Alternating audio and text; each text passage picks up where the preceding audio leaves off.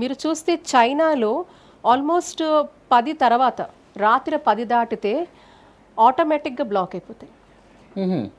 Yeah, and కొన్ని దేశాలు even facial recognition ద్వారా కూడా యాప్స్ యాక్టివేట్ అయ్యి అవి పనిచేయడం మానేస్తాయి. సౌత్ కొరియా లాంటి దేశాల్లో మీరు చూస్తూ ఉంటే షట్ డౌన్ లా తీసుకొచ్చారు. ఇదేంటంటే 12 నుంచి అర్ధరాత్రి 12 నుంచి తెల్లవారుజామున 6 వరకు కూడా ఒక షట్ డౌన్ లా తీసుకొచ్చారు సౌత్ కొరియాలో.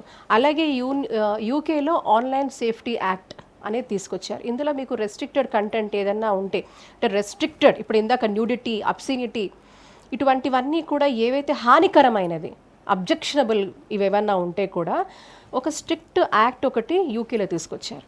అదే మీరు యుఎస్ఏలో అయితే కంప్లీట్గా పేరెంటల్ గైడెన్స్ లేకుండా, పేరెంటల్ ఇది అనుమతి లేకుండా కూడా చాలా యాప్స్ ఓపెన్ అవ్వవు మీకు.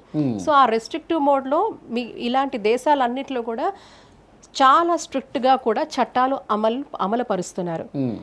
మరి మనము ఏ దిశలో ఉన్నారంటే ఇప్పటికీ మనకి నియంత్రణ లేకపోవడం దురదృష్టం, నిజంగా దురదృష్టకరం.